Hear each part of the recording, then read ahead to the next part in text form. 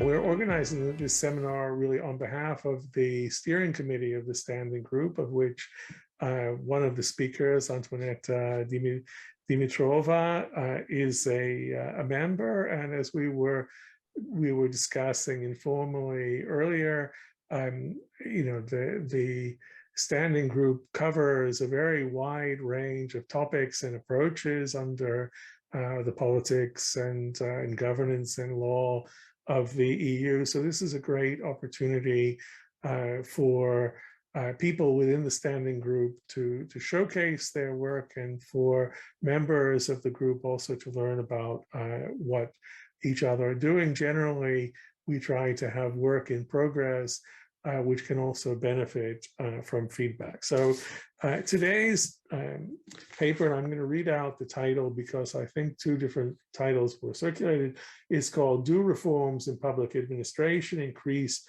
Trust in Government and Transitional Settings? Evidence from a Survey of Ukrainian Citizens." And as we were also discussing, this is a pretty topical issue given what's going on in Ukraine now. So the paper is written by Antoaneta, who's professor of comparative politics at Leiden University, and has been very active for the past 20 years or so, working on the impact of the EU on the democratic and market transformations of the post-communist states of Central and Eastern Europe, but also on causes and dynamics of democratic backsliding and the impact of the EU's neighborhood policies on the Eastern neighbors, including Ukraine. She's written the paper with Honorata Mazepus, who's an assistant professor at the Institute of Security and Global Affairs at Leiden University, and she's working on a funded interdisciplinary project which looks at under what conditions democratic checks and balances can effectively restrain the power of political leaders. We also have, happily, a discussant that is Karina Shyrokykh, who is herself Ukrainian. She's a senior lecturer in international relations at Stockholm University, and she works on international organizations, climate governance, the EU's external human rights and democracy promotion, the European neighborhood policy, and international public administration networks, and mostly from a quantitative approach, which is very appropriate for this paper. So without further ado, I will give the floor to Honorata and Antoaneta. They have some slides, they'll share their screen, they'll talk for about 30 minutes, and then I assume that Karina will talk for, let's say, up to 10 minutes. And then we will have Q&A with the audience, and it will be possible for people who want to ask questions or make comments to put their cameras and mics on. So just a good way to do that is to, I think you have the capacity to raise your hand virtually using the in the participants list or the reactions. But if not, do it physically or send me a message in the chat. We're a small group, so we can be pretty informal. So Honorata and Antoaneta, over to you. Yes, thank you, Jonathan, for the nice introduction and for explaining everything very, very clearly. Here is indeed the paper, and since this is the standing group on the European Union, and it doesn't have the European Union in the title, let me just say to the audience that it will become soon clear what it has to do with the European Union. It's the EU is not the central, shall we say, actor in this paper, but it appears in several guises. So I'm happy to explain also more of that afterwards. And indeed, I would like to start with some kind of broad theoretical considerations that helped us to form our puzzle. And they are, if you can get the first slide, yes.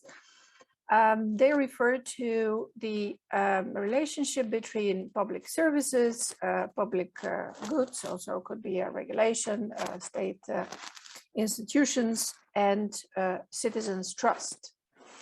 And there is by now several very different but interesting literatures that basically explore empirically, as in contrast to somewhat earlier theoretical discussions, the relationship between public services in various countries and trust of citizens overall in political institutions, or their support for government more specifically. For example, in public administration, there has been quite a lot of investigation of trust in government in different settings and how it is affected by either personal experiences of public services, by various scores and assessments of others, by political biases, identity, self-identification, prior knowledge, and beliefs, to mention but a few. This is quite a growing body of literature. But what struck us about this literature is that majority of the studies, perhaps one exception, but really the vast majority of the studies which explore the relationship between public services and trust in institutions, trust in government, as this literature calls it, comes from fairly strong established democracies with stable institutions. For example, the study we have here by Christensen and Lagrade, this one is coming from Norway. There are a lot of studies from the Netherlands, from the United States. These are the studies where the bias against public services comes from, just for your interest, against the public sector as such, and so on and so forth. At the same time, in different kind of countries and different kind of political systems, what we call transitional settings, the issue of trust is much more problematic. Trust in general, but also whether trust can be improved or increased, if you like. Therefore, this paper's puzzle is how do we understand the trust of citizens? Can it be affected by reforms in transitional settings?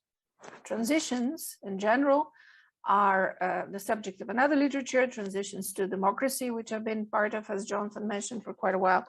But transitional settings can be also defined more broadly. And in the paper itself, it's not here on the slide, we define it as any settings where institutions of governance, be it the state or political institutions, are in flux, and settings in which we have countries have experienced policy failure. And both of those characteristics of transitions basically imply low trust. The trust problem is practically inherent in the nature of a transition itself, because transitions usually start after a policy failure or after an institutional failure. Of course, there is an international dimension to it, which we can discuss, but it's not, it doesn't invalidate the point.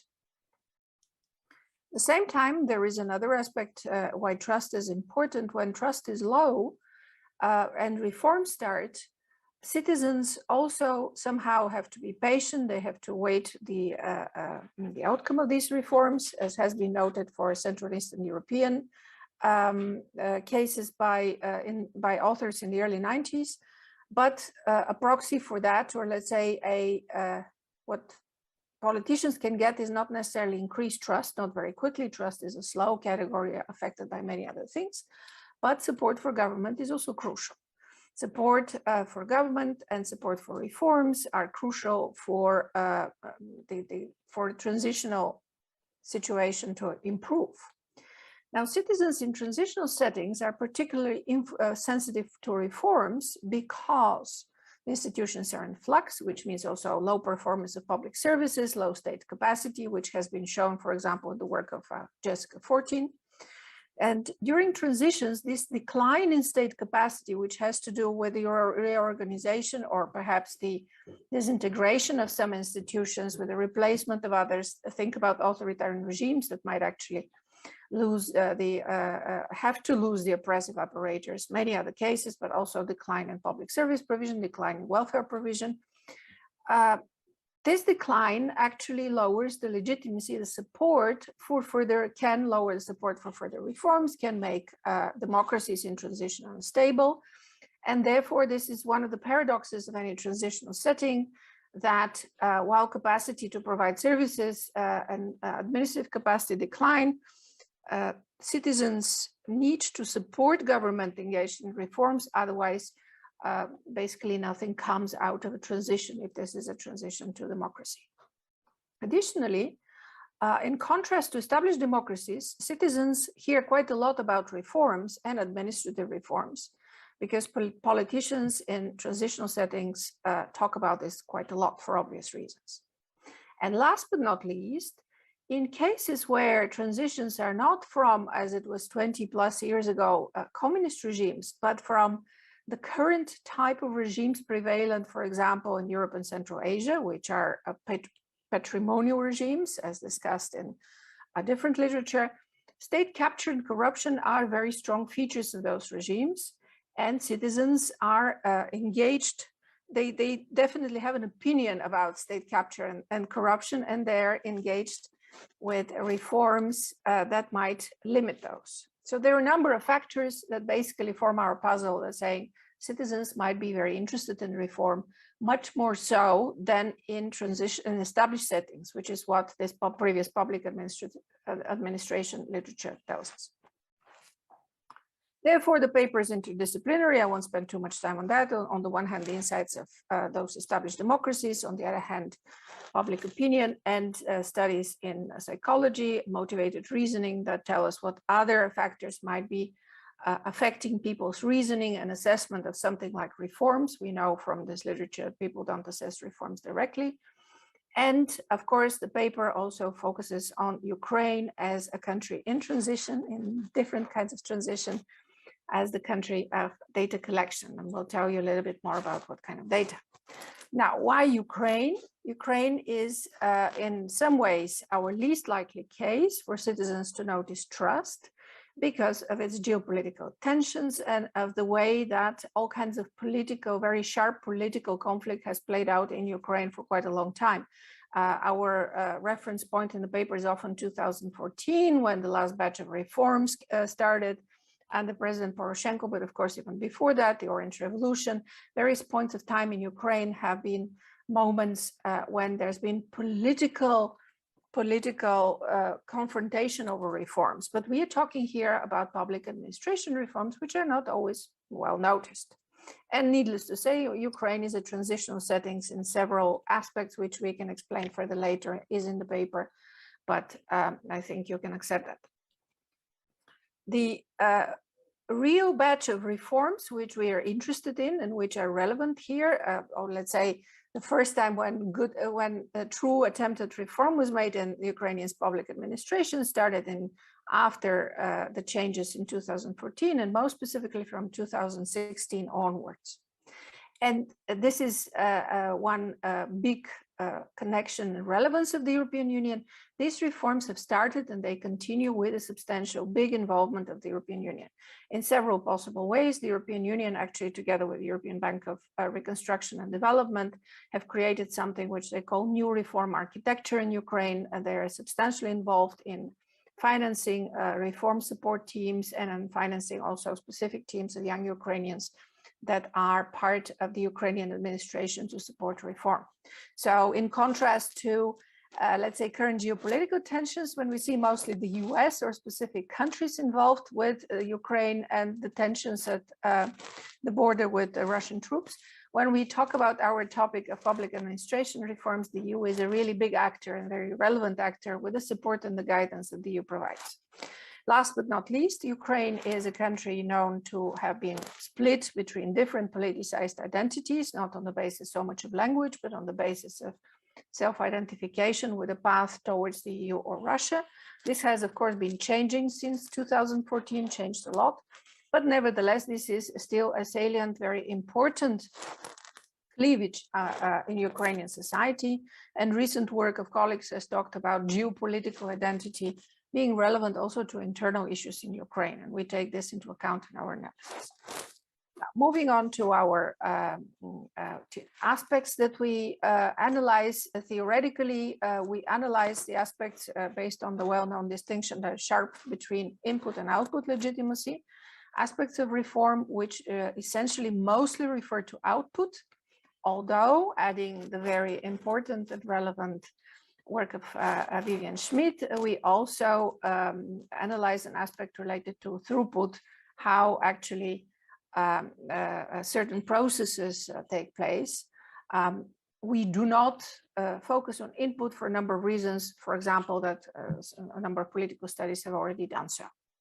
Moving on, the kind of reforms that we look at are on the one hand on the side of throughput, so how actually political processes happen is consultation, consultation on draft laws to be more specific, or policies, interactions with civil servants of citizens. This is operationalized in our survey, which you'll hear more about in a moment, and merit-based hiring in public administration, which is an aspect, which is essentially a sub-aspect of this big kind of reform, which is called in the region depoliticization, making public administration independent of political interference, both in hiring and firing, but also in the functioning political administration. So we also ask citizens about the functioning political administration. On the output side, we take something on board from the very interesting literature in the US that notices and shows the importance of lessening administrative burden, the number of interactions and, shall we say, actions that people have to perform and take in receiving public services, limiting red tape. And we focus on the kind of services and reforms that actually lessen administrative burden. We'll explain in a moment what they are. Public service provision, a very key aspect of this is the issuing of personal documents. So we take the issuing of personal documents in the case of newborn registration as a very important aspect of output, and as well as a business registration, since obviously the economy is also very important. And then a typical public administration reform that unites various services in one place, a one-stop shop reform, which in Ukraine has been introduced under the form of so-called united service centers. So these are a number of those aspects that relate to possible aspects that can improve trust and support for government. Next slide, please. Discussing quite a bit of literature, which will not bore you here with, we basically formulate 5 hypotheses, which you can see here, and they relate to both reforms which are actually started, so have been going on, as well as to hypothetical reforms. And this has to do with the 2 different kinds of studies that we have done. But let me explain a little bit more the hypothesis. So the first hypothesis is essentially about depoliticization, which normally in a normal, shall we say, developed democracy, citizens are not at all aware of. And we don't have any evidence from public administration which anyone in the Netherlands bothers at all about depoliticization. In fact, if I compare quickly to Dutch developments, they have gone in the other direction by making the Dutch administration part of normal hiring rather than special public service hiring, just in passing. In Ukraine, this has been the subject of a very big discussion and reform. For example, on merit-based hiring, there has been sessions on YouTube showing a competition of various people applying for the civil service. This, of course, is partly the pushing of the European Union, but more importantly, this has been simply a result of the extreme politicization of the service and the perception that there is corruption, a lot of corruption, hiring and firing, a lot of patronage. So our first hypothesis is that positive evaluations of hiring procedures and the functioning of public administration are associated or would be associated with higher trust in government. The second hypothesis links to public administration literature that says personal experiences with services increase trust or associated with higher trust. This is again in developed democracies. There is no particular reason for us to think that this would be different in Ukraine's setting. So the second hypothesis, when citizens have positive personal experiences with the administration. The administration here can be local or United Service Centers. There will be more trust in government. The second study, which Honorata will explain in a minute, which is the survey experiment, looks at it more causally, and it hypothesizes that when citizens have more access to decision-making or policy-making via consultation, they will support government more. So reforms that involve consultation increase support for government. The next one, coming again from our first study, is when citizens evaluate service delivery, public service delivery positively, they will have more trust in government. And the last hypothesis is that when government facilitates service delivery and reduces the administrative burden for citizens, in this case by removing a process, by changing a process of registering a newborn, which involves, according to documents we've read, 37 separate documents and several visits to the authorities, to an online registration process, the so-called e-baby. This will affect positively support for government. And just before we move further, and Honorata explains our sample and data collection, let me just draw your attention to the fact that all of the reforms that we talk about are reforms that have been started or have been talked about or have been piloted in Ukraine. Doesn't mean they're finished, doesn't mean they're progressing necessarily very good, but they have been started or in the public domain. And the second thing which is important to realize is that the reforms which we talk about in the second study, in the survey experiment, are hypothetical. And of course, the support, then we also envisage support for a hypothetical government. And this is important in another way, that if citizens don't look back and evaluate specific reforms upon which they have a particular perspective, this eliminates to a certain extent political biases which are known to affect citizens' assessment of reform. We can explain more of that in a moment. Now I pass over to Honorata to move on with explaining the studies. Thank you, Antoaneta. Thank you for setting up the theoretical assumptions and the goals of the study. I will first talk you through the data that we are working with. So the data collection and sample that we obtained. We are working with a representative sample of urban Ukrainian population, and this population is between 18 and 55 years old. The data was collected in settlements that have more than 50,000 inhabitants. And this is also connected to the fact that the survey was conducted online. And unfortunately, after consultations with our research agency that was collecting data for us, InfoSapiens, we were made aware that if we go for older citizens or for citizens who are in smaller locations, very often they are not representative just because normally they wouldn't be online. Right, so we are actually losing the representativeness then. That was the trade-off that we were considering with them. But we are working with a quite well-distributed sample. We have an N of 1,615 participants, 51% of participants are female. The mean age is 36.5 years old. And then we also have a pretty good distribution across the voters of different political parties in Ukraine. When we look, when we compare it to the results of the elections, this is not bad at all. And as Antoaneta mentioned, the same survey data was used for what we call study 1 and study 2. So we have the part of the survey that is observational. This is study 1. And there we use questions about citizens' evaluations of administration and services. So all these things that Antoaneta mentioned. And we focus on the outcome being trust in government. So we look at the associations between these evaluations with trust in government. And we understand it broadly as a trust in institutions. I will show you the operationalization in a moment. And what we are aware of here is that in this study, we also activate all kinds of political biases and identities that Antoaneta also mentions. And therefore, we control for those by adding particular variables into the models. So party vote and also identities, geopolitical identities, so European versus Russian. In study 2, we try to correct for some of these political biases or avoid some of these political biases. And we designed within that larger survey a survey experiment in which we manipulated introduction by a government of different hypothetical reforms.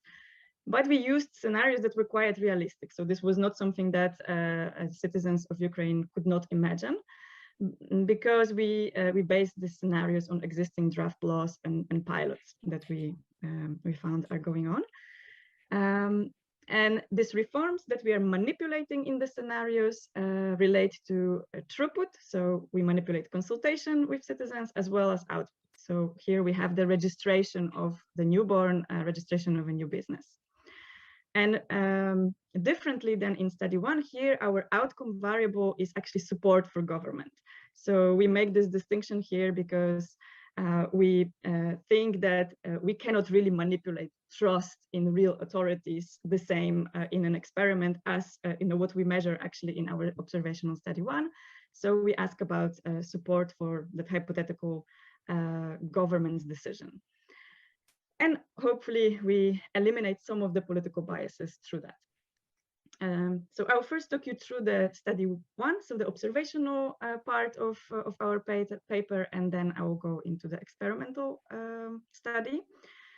In our observational study, we have here a list of independent variables, and they all link to Antoaneta's explanation of what should matter for trust in government. So on the left-hand side, you see the evaluations of interactions with civil servants, evaluations of the functioning of the administration at the central level, evaluations of public services. And here we have these united service centers that deal also with personal documents issuing, such as passports, birth certificates, and business registration.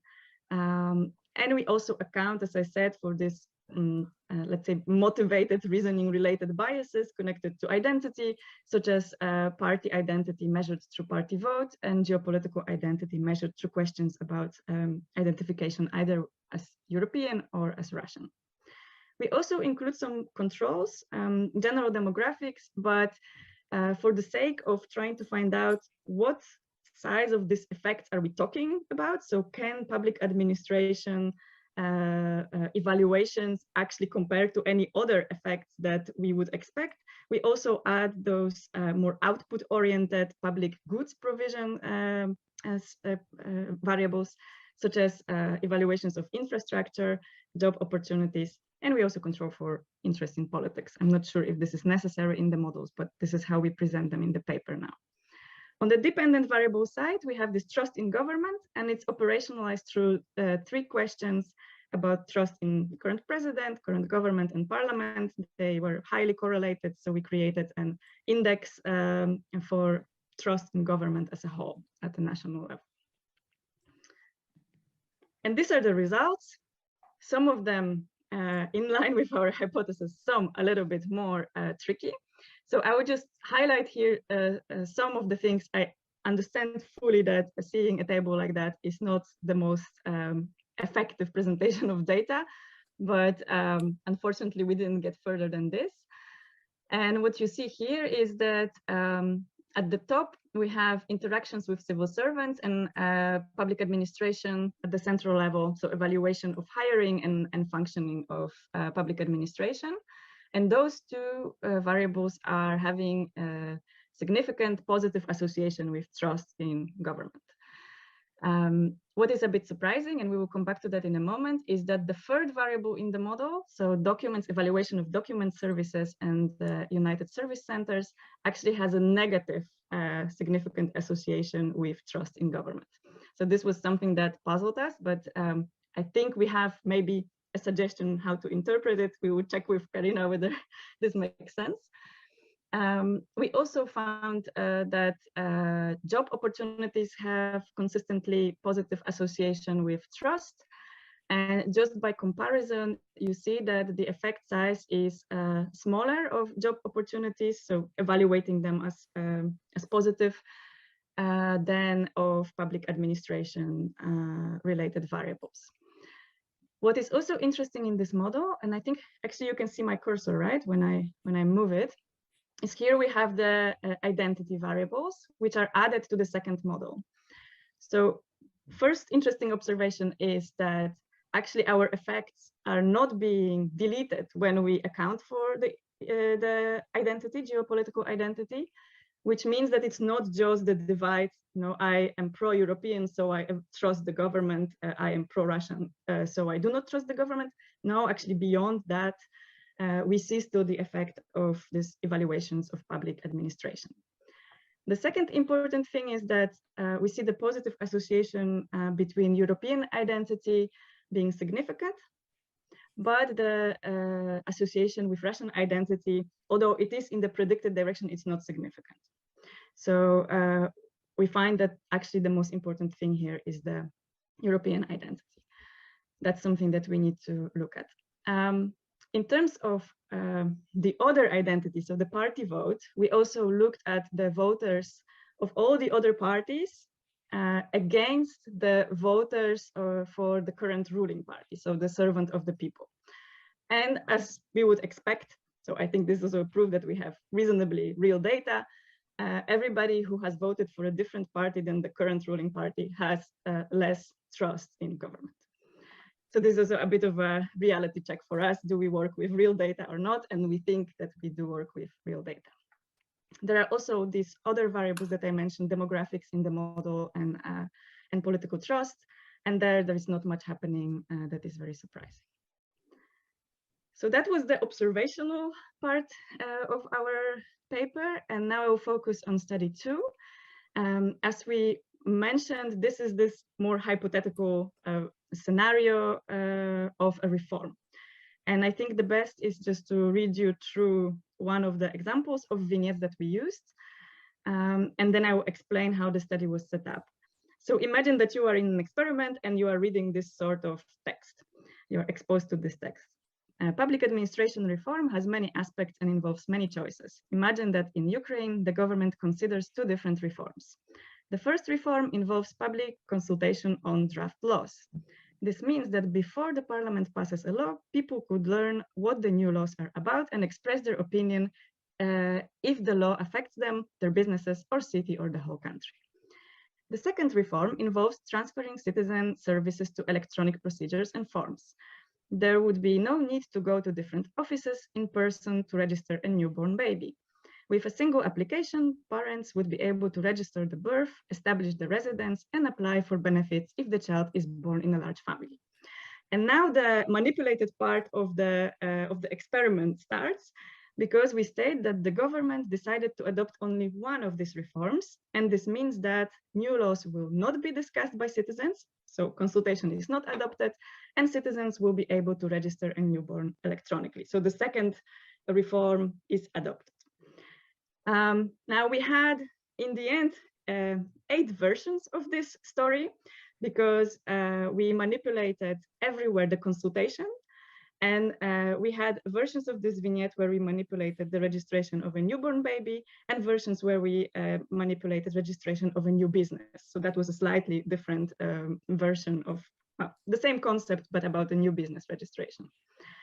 And we have all the combinations. So from going from not adopting any of these proposed laws to adopting both of them, right? And that ends up with 8 versions of the vignette. And after reading one, each participant randomly assigned to one of the 8, they evaluated how much trust they would have in a government that makes this choice. So this is how much support. So to what extent would you support a government that makes this choice? And now I will talk you through the results. So here you see all the conditions. So all 8 conditions that participants were randomly assigned to. And you see violin plots for the distributions of the data, and then the medians that we had in each of the conditions. So first, let's focus on the effect of consultation of draft laws. In the left chart, so here, we see the effect of consultation across the baby registration conditions. So no consultation versus consultation when no baby registration was adopted, and no consultation versus consultation where baby registration was adopted. So you see that across the baby registration conditions, consultation increased the support for the government. The same actually happens when we talk about the business registration, exactly the same pattern we can see in the right chart. So when no consultation was adopted versus when consultation was adopted in the conditions no business registration versus no consultation and consultation where there was business registration. And now let's look at the effect of services registration. So in the chart on the left, how we look at it is that the two violins on the left, so those, represent the decision to not adopt baby registration versus two on the right, where the baby registration is adopted. And you see that the levels on the right of the support are higher than the levels on the left, which means again that we find the main effect of the baby registration reform. And again, very similarly, it pertains to the no business registration versus business registration. The violins on the left show lower means or medians here in the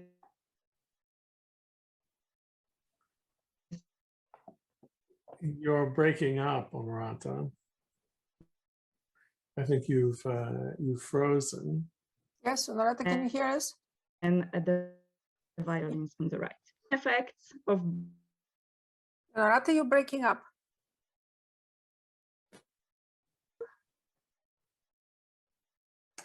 Maybe Antoaneta, she's Yes. frozen. Take it forward yourself. Yes, I can do that. Honorata, yeah, Honorata. I think Are we you still there? So yeah, because we lost the slides as well. Yeah. Share your screen then. Yes. I think so, yes, I can do that. Let me just open it. I was ready to do it. Honorata, we still don't hear you. You don't hear me? No, you're breaking up. You're breaking up. I can That's share not my. good. Yeah. Yes. How about now? Hey, Antoaneta, in any case, it would be good to wind up because. Yes. Honorata, do you hear us now? I can hear you. Can you hear me? Yes. Oh, it's okay. Okay. Let's wind up. So if you just move to the evaluation of hypothesis, we don't lose time if I share the slides. It's improved again, your signal. Okay. All right. We just don't see your slides yet. Do I need to share? Is that I think what so. Yeah, saying? that had to do with the fact. I thought you shared, but it's okay. It's okay. I haven't, but I can do that. Yes. All right. I was ready with saying that we found main effects of both consultation and the services reform. So now quickly through the hypothesis. I'm sorry about this breaking of the signal. We find support for the hypothesis that positive evaluations of hiring procedures and the functioning of public administration are associated with higher trust in government, and similarly that positive experiences from interactions with civil servants are associated with higher trust in government. We have partial support for hypothesis 4, that public service delivery is associated with trust in government, because it was the case only in particular services. And if you remember these documents and United Service Centers, they were negatively associated with trust. And as I just mentioned, from the experimental study, we found that the consultation and that simplifying procedures for public service delivery have a positive effect on support for government.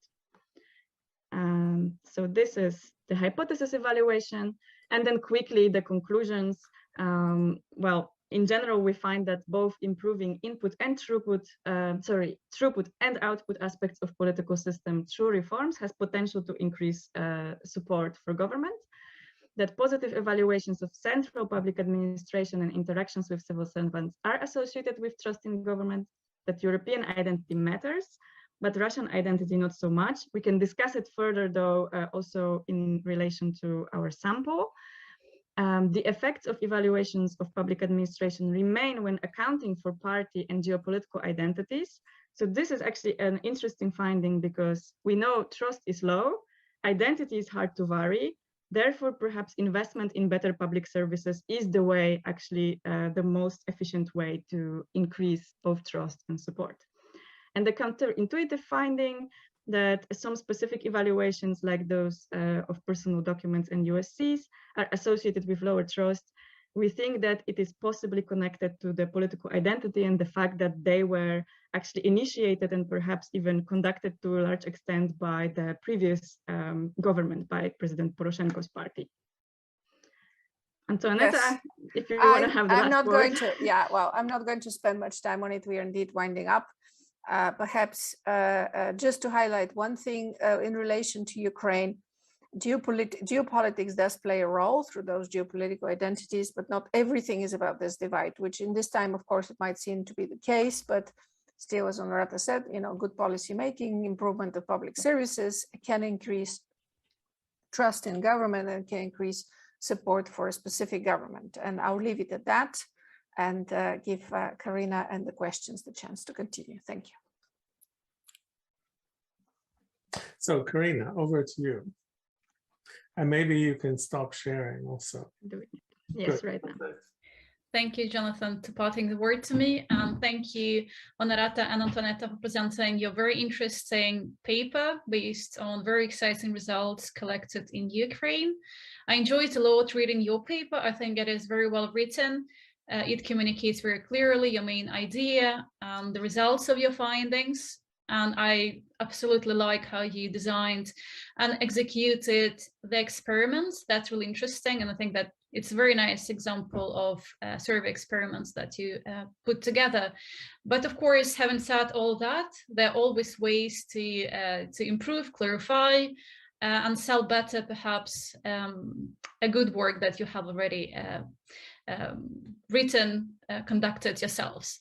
So therefore, my comments will suggest how perhaps you can better sell, repackage, package your paper so it gets the most attention that it can get. So the comments that I'll provide will focus on the focus of the paper, on the research design, slightly just a little bit on theory and on the implications of the paper. So I think that the paper very nicely identifies an important research gap, basically how citizens' view on performance of public administration performance can impact trust to government.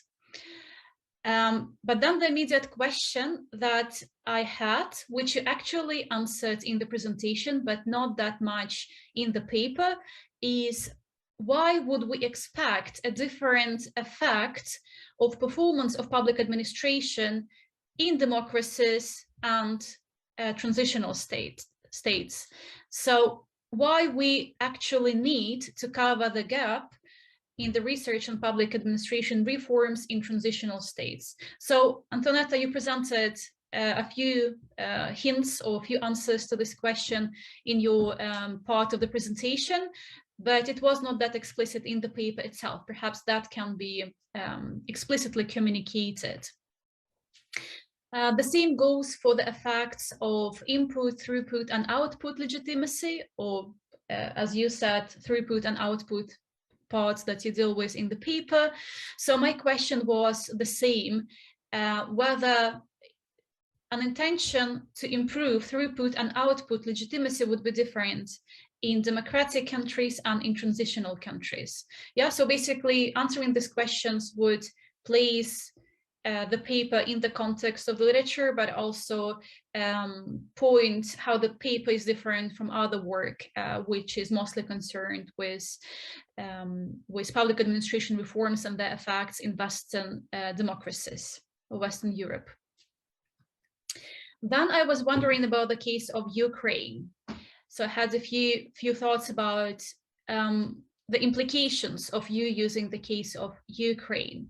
So in the introduction, you mentioned that it is an interesting and important case, which of course I can't disagree with, absolutely.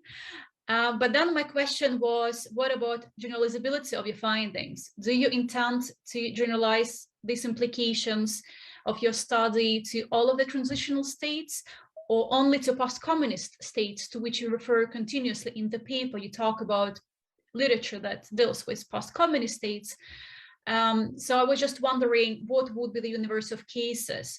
And then during the presentation, you also mentioned that this is the least likely case, which is a great kind of introduction to the thinking behind choosing this case, yeah, because it indirectly answers the question about generalization. So I think that if you develop this case selection logic, yeah, the least likely case that you go after could be very interesting, and again would expose your paper to a much larger number of readers.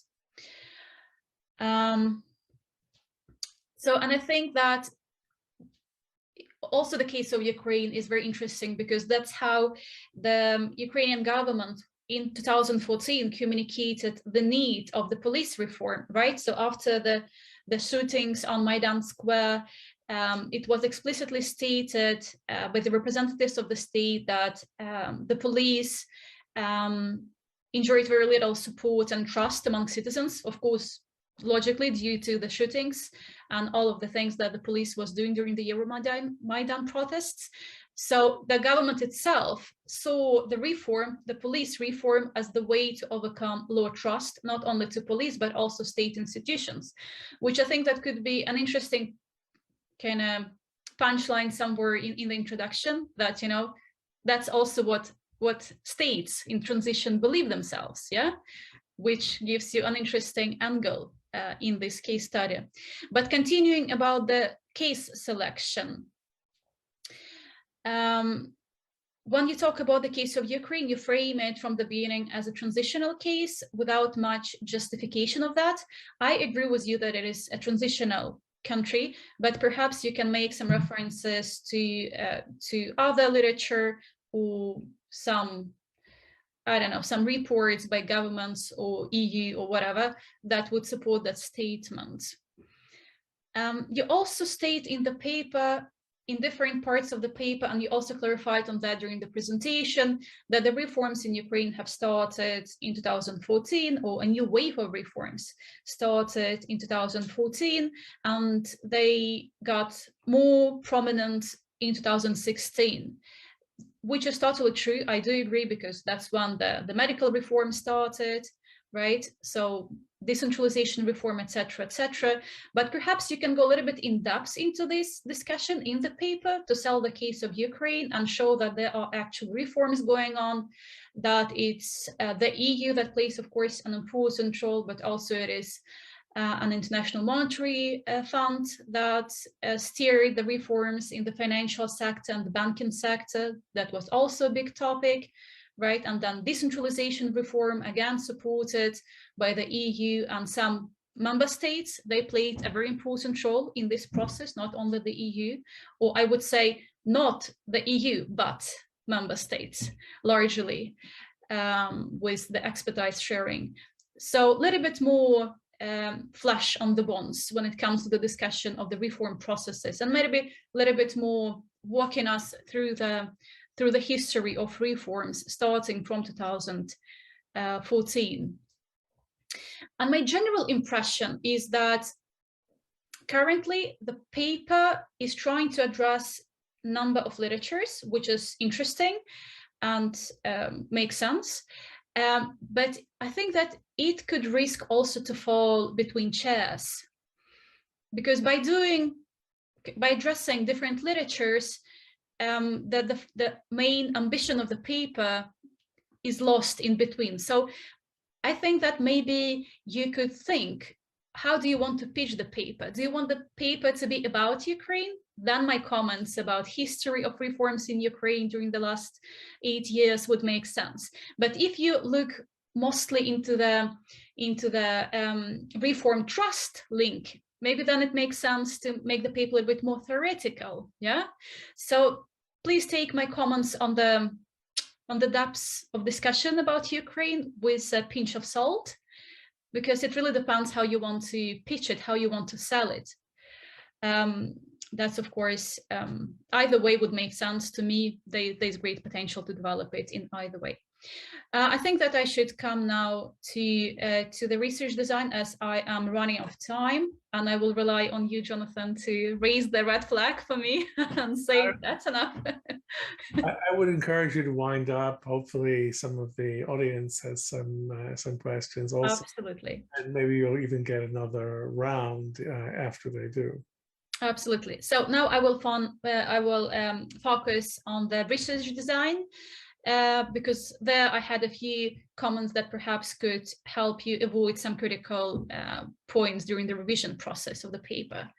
So first of all, I was wondering whether you could specify explicitly in the paper limitations of your data, given that you focus only on urban population with cities of a particular size, whether that introduce any geographic bias.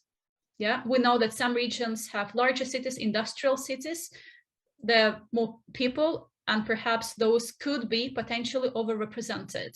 And some regions that have smaller cities could be underrepresented because they just don't have that size of a city that was a threshold for you. Another question that I had about the data. So in the paper, you say that the survey has been conducted in 27 administrative units.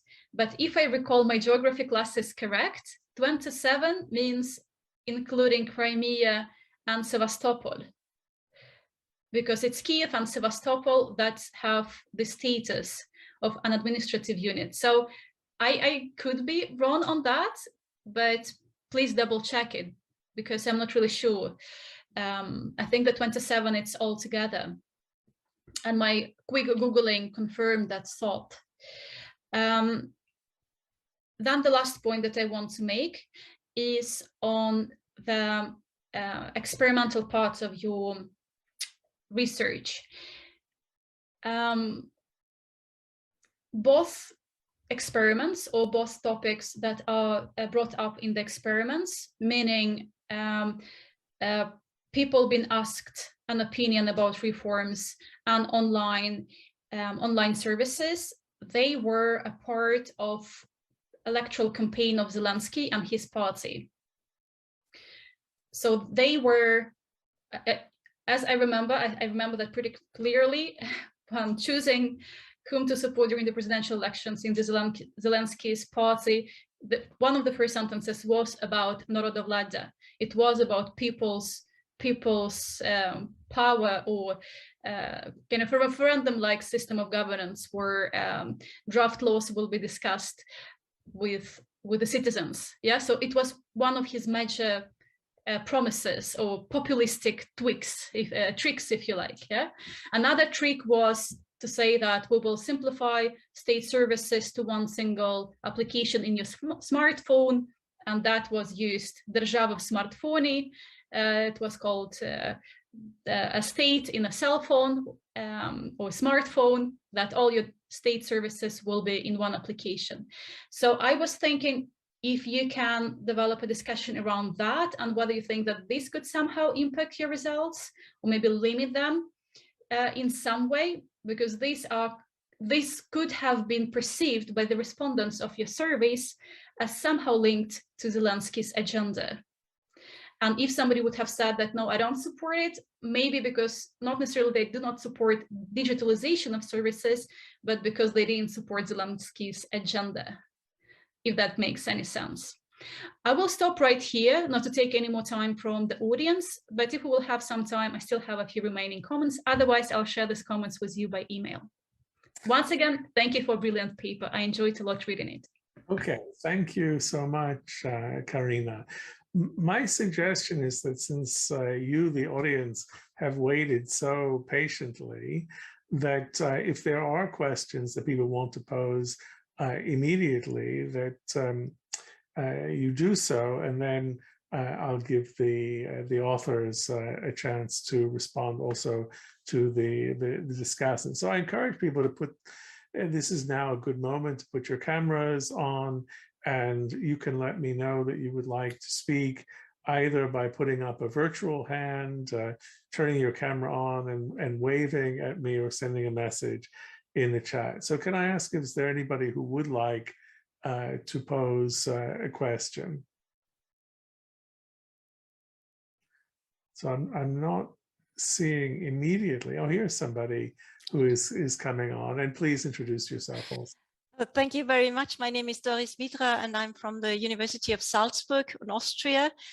I have a question, and a little bit goes in a different direction, but I'm very much interested in the influence of the European Union, but in external institutions in general on the process. And it's, I mean, public administration, good governance in a sense is a huge topic for the European Union, but also for the Council of Europe, and many initiatives go in this direction. And my question is, and I don't know because I have not read the paper, I just listened to what you have told us now, whether this plays a role also, meaning do these external institutions, which in a way try to Europeanize also the governance aspect in Ukraine or in transition countries in general, do they actually have the right focus? So do they emphasize the right things also from what you think should be done in order to strengthen trust in how the administration works, and as a second effect in how the government works? So are the mechanisms there also to achieve this? Does this play a role in the mind of the people also in turning towards Europe? I mean, you said being Russian, or being Russian is not the right term, but having a Russian identity is not really significant, doesn't have the significant effect. So is this something, is it also recognized that this is very much also a way of Europeanizing things, or moving into the direction also of what the European Union wants to achieve in the country? You know, maybe what I'm going to do, so we can just make things a little bit more interactive, is Honorata and Antoaneta, let you respond to this question. And we have another question from Alexandra Koidel, I guess, if I'm pronouncing it correctly, I have no idea. And then you could have an, a back and forth. And then maybe I have some comments which also intersect a bit with those of Karina's, and then you can respond to her and perhaps also to me afterwards. So go ahead with this one, and then we'll take the question from Alexandra. Yes, so I'll start, and I think Honorata will also have something to say on Doris's second part of her question. Does the EU's external involvement have the right forms? Does it support focus? Does it support the right reforms to increase trust? So this is a very interesting question. It's also one of the implicit questions in the paper, but we didn't highlight it here. If you compare to Central and Eastern Europe, where I have followed what the EU has recommended quite extensively, the EU always started top down, to be very to simplify things. So it started always with legislative reform, overall strategy for the reform of the administration. Legislation reform had all kinds of basic laws, such as what is a public administration, defining the body of public administration, defining the civil servants, etc., all kinds of things which basically were developed by OECD Sigma together with the European Commission. Now, on this particular case, Honorata and I found, and this was part also some empirical interview work, which is not included here, but it has implications for the reforms we chose, that the EU decided to take a different approach because they felt, and other external donors felt, that all this law working and strategy working is too slow for Ukraine. And it's too slow for a number of reasons, because this is essentially reforming the back office. And this reforming the back office, essentially after 10 years, it has very nice implications for your front office, as you know, in public administration. But in the meantime, the citizens see little of it. even if we assume that it goes. Sometimes it doesn't go because the politicians who are engaged in rent-seeking resist depoliticization and so on and so forth. But even assuming it goes, it takes a while to filter through. So in this case, the European Union, the Commission, the support group for Ukraine, all kinds of external advisors recommended to start bottom up, which means essentially with the services. And that was part of the reason why we even have those services in the public domain. So the eBaby was a pilot recommended by essentially the European Union Public Administration Consultancy linked to the Commission and a specific project. And what they were trying to do with this, simplifying registration, is to essentially make it also clear to the politicians, that's partially responding a little bit to the point of Karina, make it also clear to the politicians what they got out of reform, administrative reform, because also the opposition in Ukraine is so big against this sort of depoliticization drive, the top drive where they made properties of civil servants transparent, all kinds of elements which we haven't covered, but they were important. Then they went on the other direction and they thought, let's just do something which the citizens will immediately see. That was the point of this pilot of the eBaby. I have no idea, Karina, whether Zelensky picked it up, because by the time the pilot was developed, Zelensky was not yet doing his campaign. Our sort of investigation of this was a little bit earlier, and whether they thought, oh, this is a nice way to sell it to the people. So essentially, the EU supported municipal police reform, which also Karina mentioned. It supported this registration, business simplification. United Service Centers also under Poroshenko were supported by the EU. In that sense, I think our paper shows very clearly that this helps. But it helps in a particular configuration. So registration of a newborn together with consultation helps the most to increase trust, support for government. Honorata, you might want to add something to this.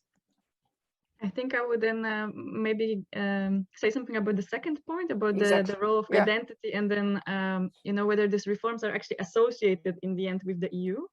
So we have questions in the survey that we also have analyzed before that are about support for further reform with the assistance of the EU versus support of further reform with the assistance of Russia, right? So going more into the Eurasian Union direction. And all these reforms that we discussed today, they are positively associated with support for further reform with the assistance of the EU.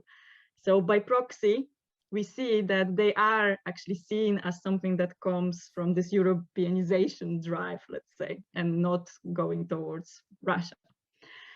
But now also mentioning, going back to one of the points of Karina, we do not have a lot of strong Russia identifiers in the sample.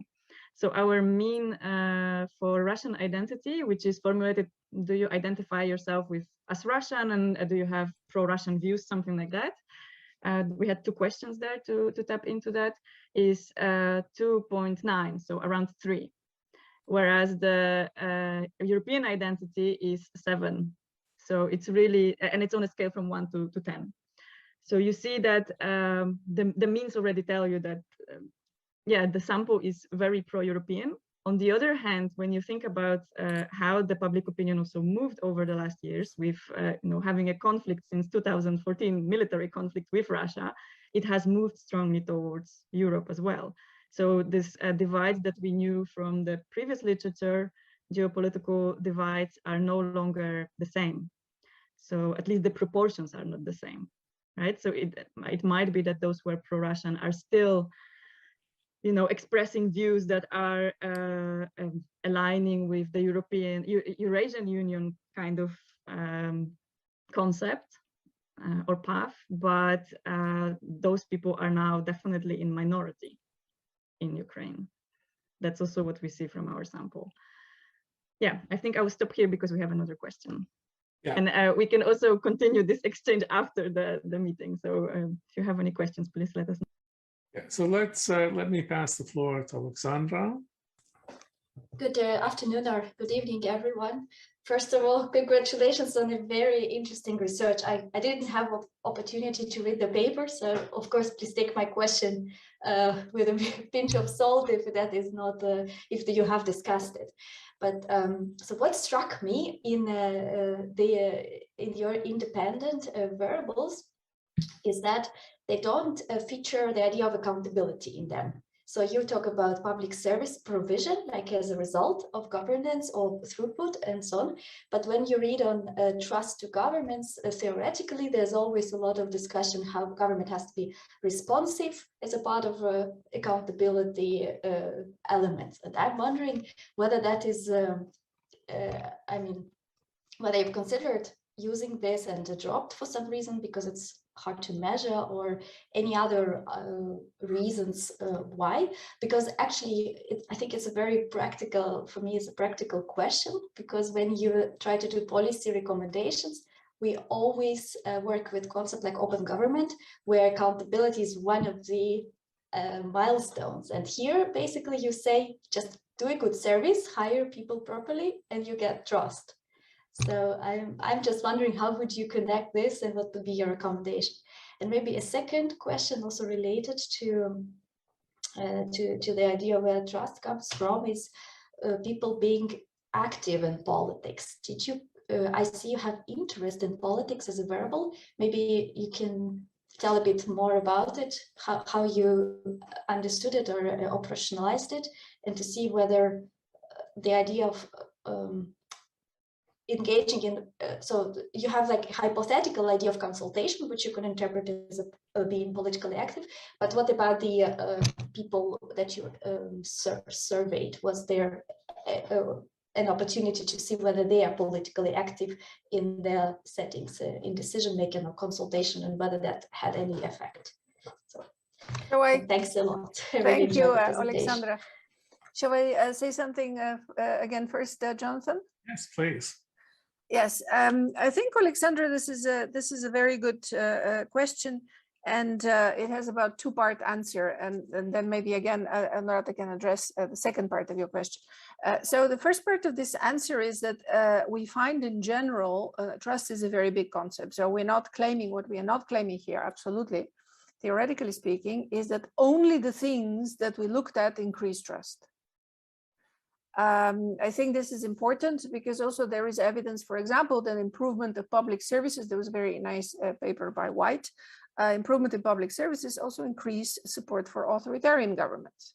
So I think we're just looking at this side by choice, because there's also many more things related to trust, societal fabric, interpersonal trust relations, all the things way back to Putnam, etc.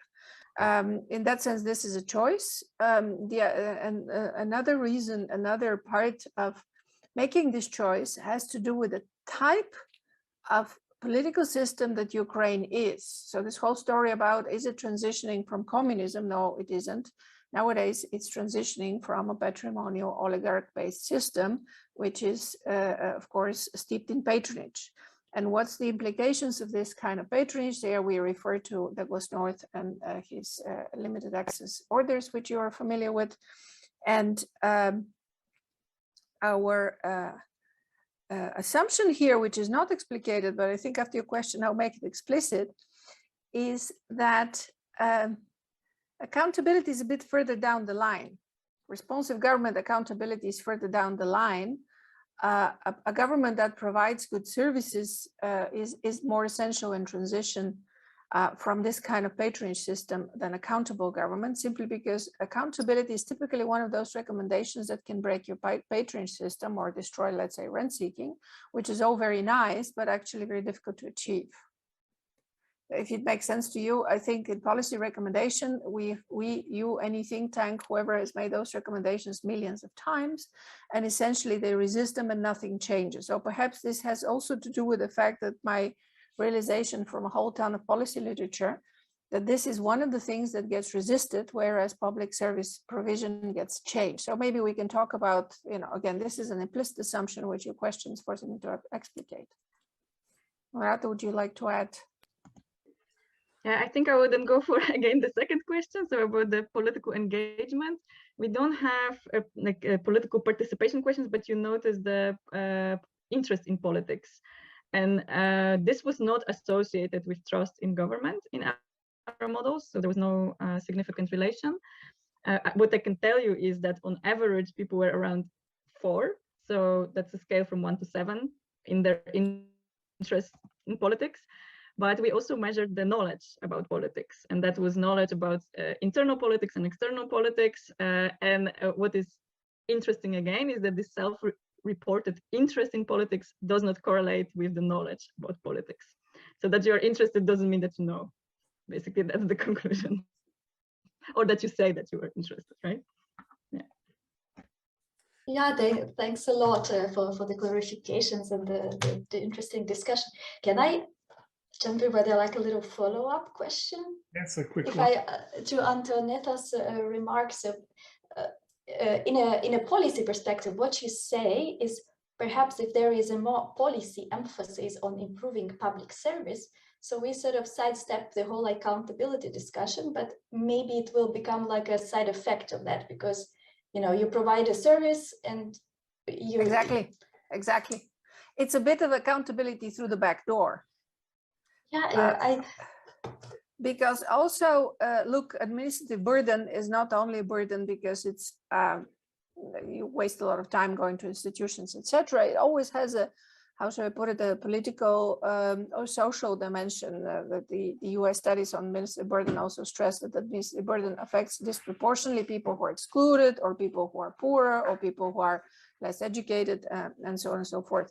So this is also an important aspect to this, that by solving these kind of what I would call more first order problems, you build accountability from below and people get used to better services. It can move to further accountability. I mean, consultation also can be interpreted as accountability, but in another way, it's also starting with something which is more problematic for citizens.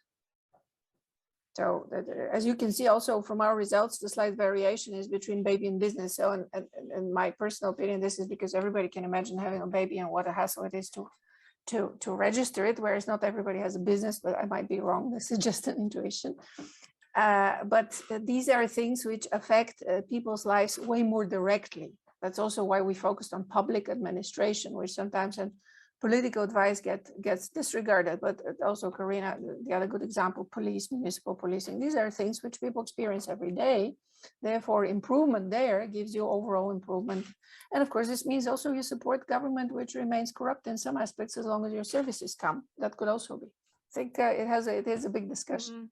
But maybe then also, if we think about the patronage networks, right? You can think that you are, as a citizen, informally holding your patron accountable.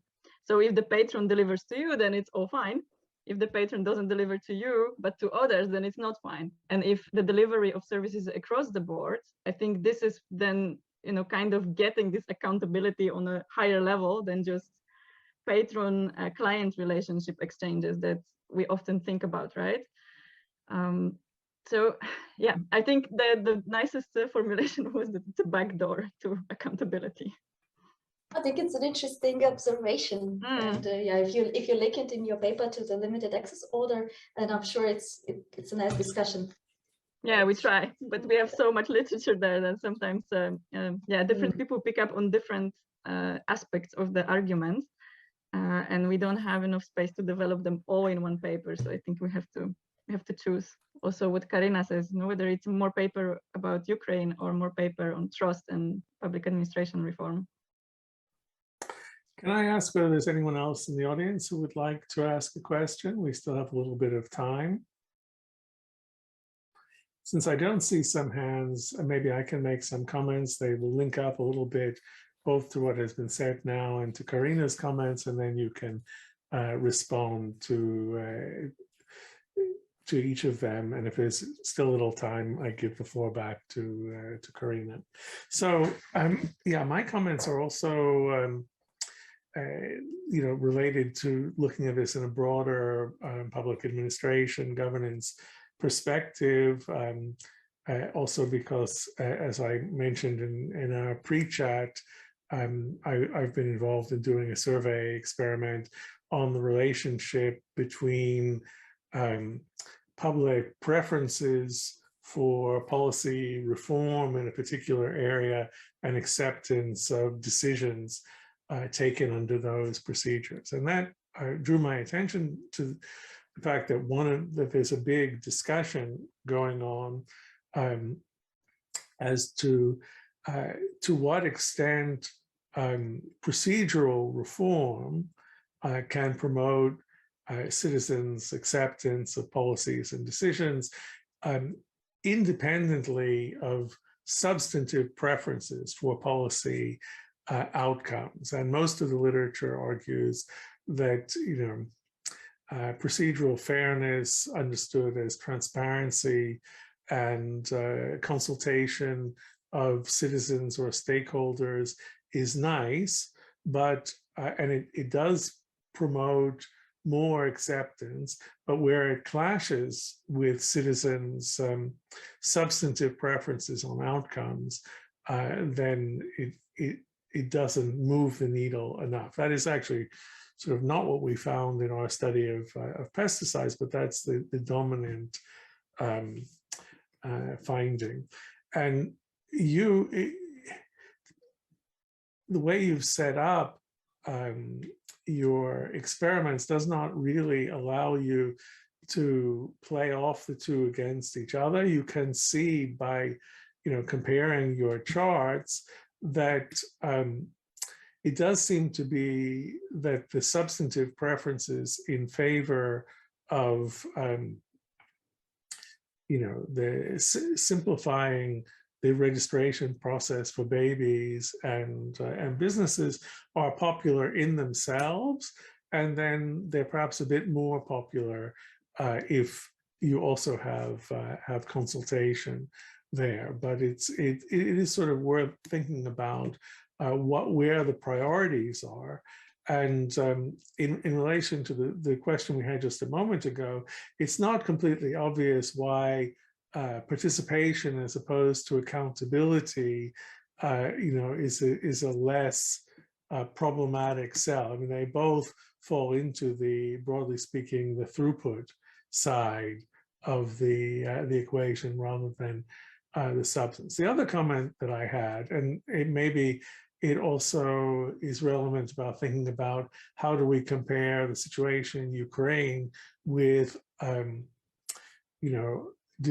developed or consolidated democracies, is that, I find it very interesting that you try to focus on people's concrete, direct experiences of interacting with public administration and services that would affect them directly. And we might hope, or we might expect that will have a bigger effect than people's, let's say, abstract or ideological views of whether certain reforms are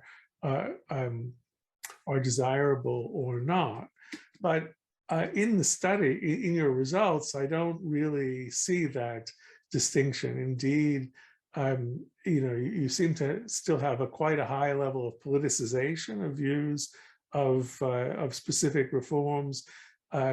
In some cases such that it completely overwhelms people's possible experience of those reforms. And Karina also pointed out that, to some extent, some of the hypothetical reforms are actually part of the party program of Zelensky. So maybe what you're really getting is a reaction to the program.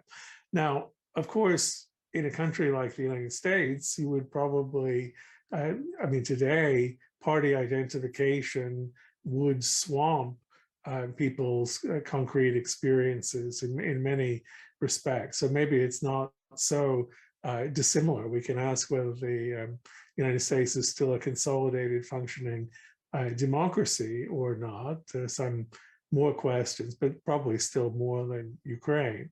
Anyway, if you can comment on those two aspects to situate your study in relation to those broader debates, I think that would be interesting. And you can also respond to the various comments that Karina made also about your case selection and the design of the study as well as your findings. Yes, Honorata, do you want to start with procedural fairness? I have something, but very interesting comments. Yeah. Well, one thing that I did not, I was presenting when I was gone, apparently, was an interaction effect that exactly represents what you are talking about.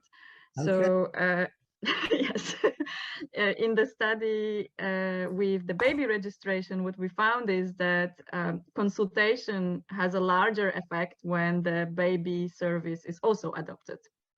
So it always has a main positive effect, but it has a larger effect when the baby service is also adopted. So that's one of the findings there.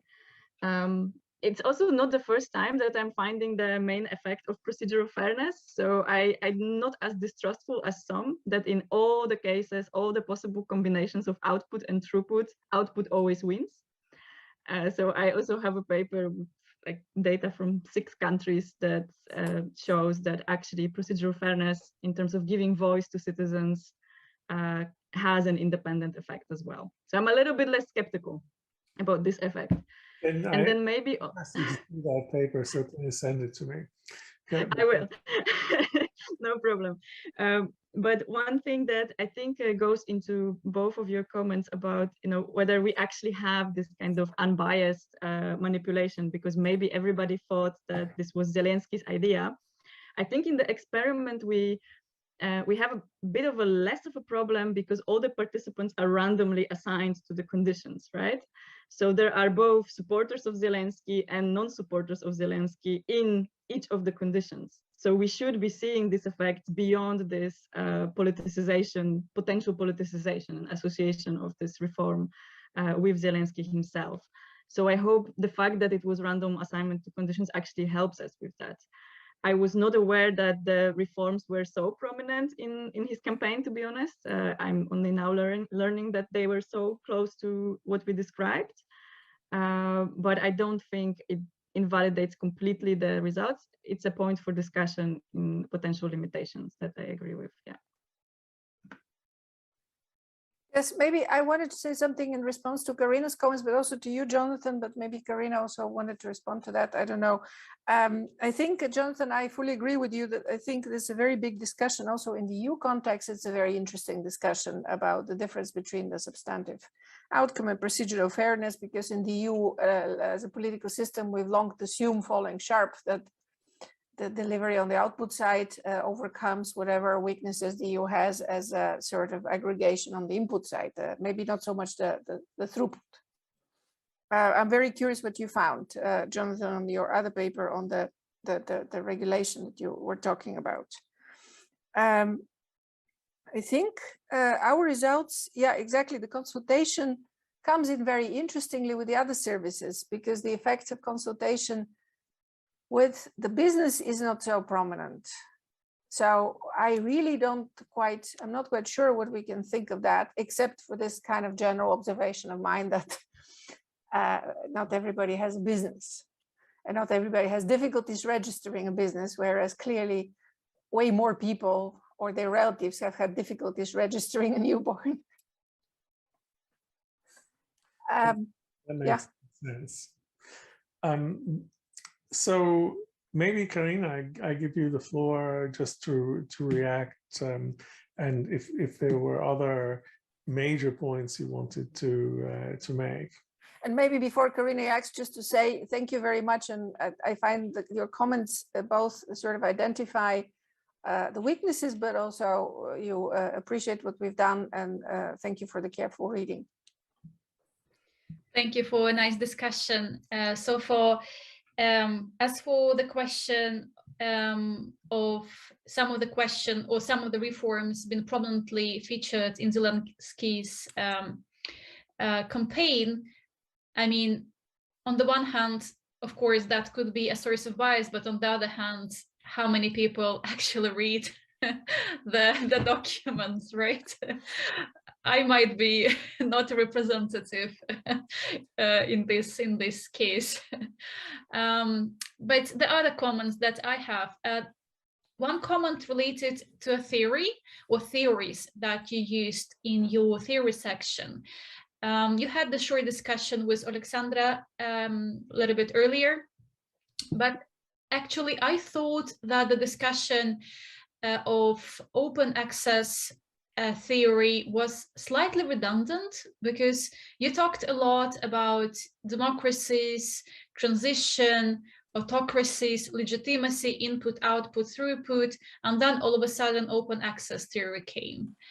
It looks kind of relevant to the discussion, but at the same time, does it really, it didn't feel that it has to be there, to me at least, but I'm not so much into open access theory myself. And then another thing that I wanted to mention is that the controls that you use in your models, the results reported in the first paper do not seem to mention regional belonging or regional residence of the respondents, right? And we know from the existing research that this is quite often, that impact of different political treatments are quite dependent on the regional residence of respondents in service in Ukraine. So I was wondering whether you have data on the 4 regions, broader regions in Ukraine, yeah, east, west, south. So whether this could be controlled for. I'm really curious to see how the effects will differ for these different groups. And the very last thing that I wanted to highlight, because we already ran out of time, is that perhaps you can develop a very short discussion on how your findings can be related to policymaking in current Ukraine, given turbulent times, not only security-wise, but also in terms of political developments, reforms. Some reforms have been stalled. So what does it mean in the context of the ongoing events now? But once again, thanks a lot for the paper. I enjoyed the discussion a lot. Brilliant. Can I respond still, Jonathan, or are we No, I think interrupted? Yeah. We'll do so. So the limited access order theoretical approach relates a little bit to, I understand what you mean. That on the one hand, we could do without it. On the other hand, it relates a bit to a question that we had at some point from somebody who reviewed the paper, who said that this is not a transition directly from communism or authoritarianism to democracy in the Ukraine's case. And actually, when you think about it, also in the case of any country, Central Asia, Belarus, etc., these are patronage systems. And I wanted to develop theoretically a little bit of discussion, and maybe this will become more if we make the paper more theoretical, maybe not. What is the difference then? What is it about citizens that having limited access and this dominant organization of those regimes around rent-seeking and patronage coalitions, which we've also addressed in other work, that has implications theoretically? We expect to have implications for trust and support. And my conclusion was that it has theoretical implications, which may be teased out more, which are, for example, that contestation, political contestation, is not so much of a problem as it is when you are transitioning from authoritarian systems. And if you see what I mean, this is significant because it also answers a little bit, not the accountability question, but the question, how about political parties and fair elections and all that, which we don't deal with. So because of the type of system, so nobody, I think, can say that in Ukraine or any kind of similar system, and again, I'm here looking all the way to Kazakhstan, which was recently in the limelight, that there is a restriction on contestation, the absolutely key dimension, the input, that you cannot form political parties, that you cannot campaign, etc. Of course, there are deficiencies, but they're not so dramatic. So I'm thinking basically using this to highlight that it's a transition from a different system. Whether it works or not is a different question, but that's kind of the logic behind it. Okay. Yeah. And I will just thank for the tip about the regions. First of all, I would check what happened there with the 27, because that's the data we got from InfoSapiens, but I can actually add the control for the 4 regions that you mentioned. That's nice to see what happens then with the effects. Thanks. Well, I want to thank the speakers, the discussant, the audience.